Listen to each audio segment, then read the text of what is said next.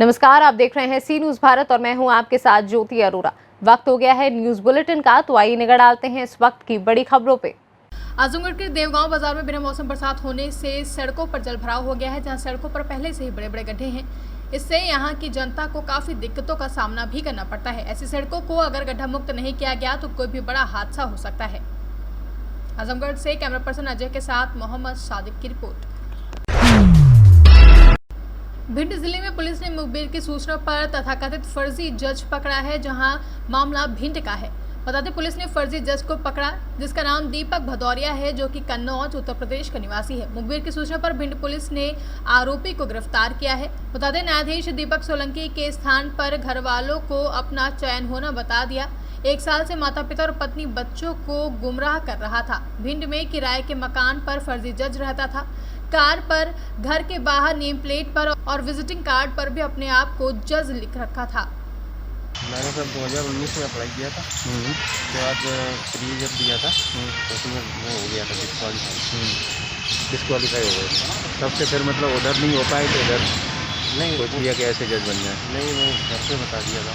घर पे बता दिया था? अच्छा, तो घर पे झूठ बता दिया था, यही तो था ना? क्या एजुकेशन क्या है तुम्हारी? ये LLB कर रखी है। कहाँ से की थी? कानपुर यूनिवर्सिटी। तो यहाँ भिंड में क्या है? भिंड में कुछ नहीं, मैं सारा काम कर रहा था।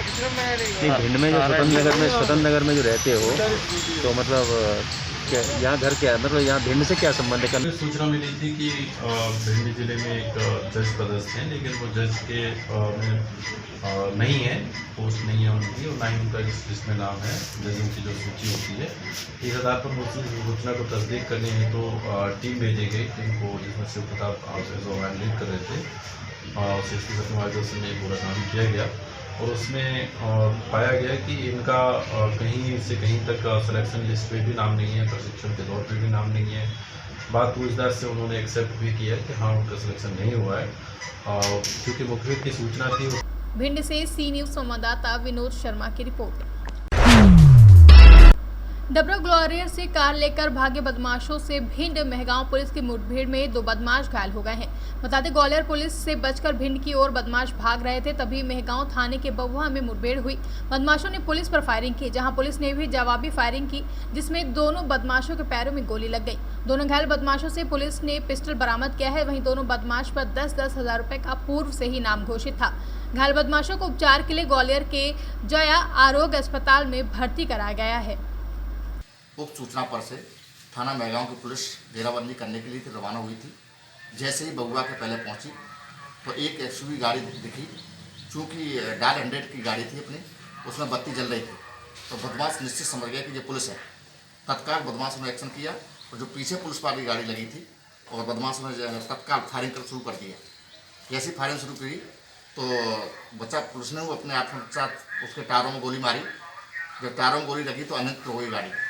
जैसे अनंत हुई तो वो उतर के और भागे नीचे और पुनः फायर करने लगे।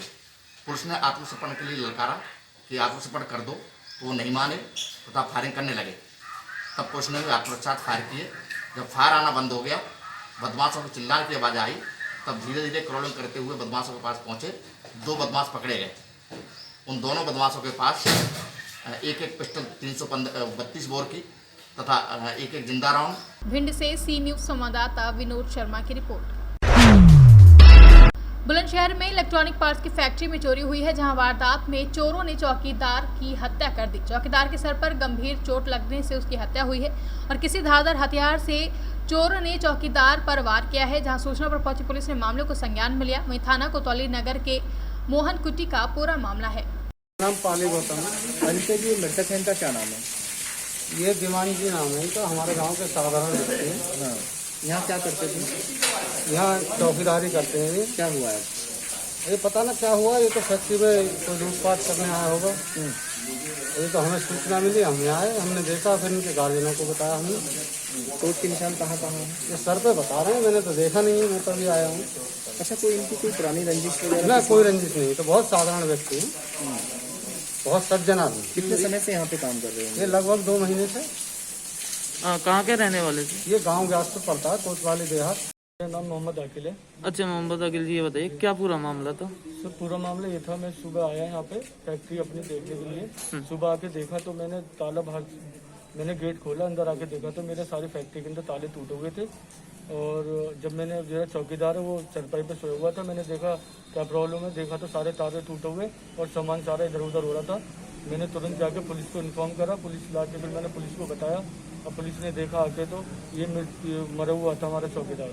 कोई सामान की क्षति हुई है किसी सर मेरे सामान, मेरा बिराज पार्ट्स ले गए हैं और कॉपर ले गए हैं, एल्यूमिनियम ले गए हैं और मेरी